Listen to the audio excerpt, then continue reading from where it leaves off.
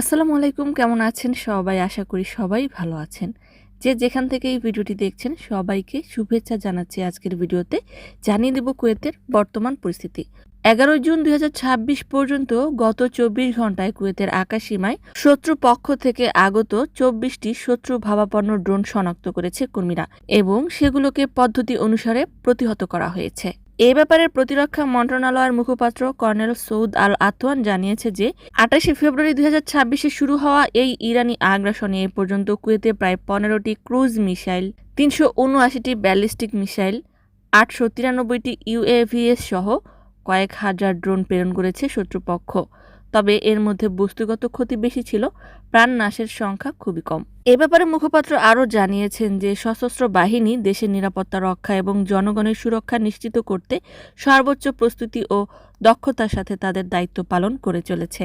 ইরানি আগ্রাসনের কারণে নিরাপত্তা স্বরূপ কুয়েতের আকাশসীমা ১১ জুন ভোর ৪:৩০টার দিকে বন্ধ করে দেওয়া হয়েছিল পুরোপুরিভাবে। কুয়েত এয়ারলাইন্স এবং জাজিরা এয়ারলাইন্সের বেশ কয়েকটি ফ্লাইট শিডিউল পুনরায় নির্ধারিত করা হয়েছে এবং ওই সময় তাৎক্ষণিকভাবে কুয়েতে আগত ফ্লাইটগুলোকে প্রতিবেশী দেশে অবতরণ করার নির্দেশ দেওয়া হয়েছিল।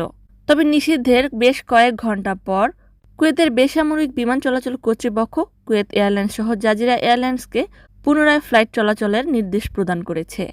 এই মুহূর্তে যারা কুয়েতে প্রবেশ করবেন অথবা কুয়েত থেকে ভ্রমণ করবেন তারা ফ্লাইটে অংশগ্রহণের ২৪ ঘণ্টা পূর্বে ফ্লাইট সম্পর্কে জেনে নেবেন। এছাড়াও জরুরি পরিস্থিতিতে, যেমন যুদ্ধ পরিস্থিতিতে, পুনরায় ফ্লাইট এজেন্সিতে ফ্লাইট সম্পর্কে জেনে ফ্লাইটে অংশগ্রহণ করবেন।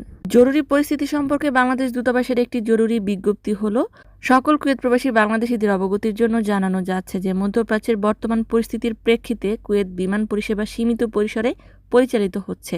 ফলে বাংলাদেশে প্রিন্ট হওয়া যে সকল পাসপোর্ট ১১ জুন ২০২৬ বা তার পরবর্তী তারিখে ডেলিভারির জন্য নির্ধারিত রয়েছিল তা যথাসময়ে বাংলাদেশ দূতাবাস কুয়েতে এসে পৌঁছায়নি। বর্তমান পরিস্থিতিতে পাসপোর্ট ডেলিভারির তারিখ পাসপোর্ট স্লিপে যাই উল্লেখ থাকুক না কেন, বাংলাদেশ দূতাবাস কুয়েতের official Facebook page, Bangladesh embassy কুয়েতে প্রকাশিত নতুন আসা পাসপোর্টের তালিকা নিয়মিতভাবে পর্যবেক্ষণ করে নিজেই পাসপোর্ট আসার তথ্য যাচাই করে অথবা নিজ মোবাইল ফোনে পাসপোর্ট আসা সংক্রান্ত SMS প্রাপ্তির পরেই পাসপোর্ট গ্রহণের জন্য দূতাবাসে উপস্থিত হওয়ার জন্য অনুরোধ করা হলো। অর্থাৎ ১১ তারিখের পর যাদের পাসপোর্ট প্রদানের ডেট ছিল, মোবাইলে মেসেজ না আসা পর্যন্ত অথবা তালিকায় নাম না আসা পর্যন্ত পাসপোর্ট পাবেন না। তালিকায় নাম আসলে অথবা মেসেজ আসলেই পাসপোর্টের জন্য দূতাবাসে যাবেন। সম্মানিত ভিউয়ার্স, আজকের মতো এই ছিল আপডেট। পুরো ভিডিওটি দেখার জন্য ধন্যবাদ। এই ধরনের ভিডিও পেতে চাইলে ইউটিউব চ্যানেলটিকে সাবস্ক্রাইব করে দিবেন, ফেসবুক পেজটিকে লাইক এবং ফলো করে দিবেন যারা পূর্বেই করেছেন। সবাইকে ধন্যবাদ। আজকের মতো বিদায়। আল্লাহ হাফেজ।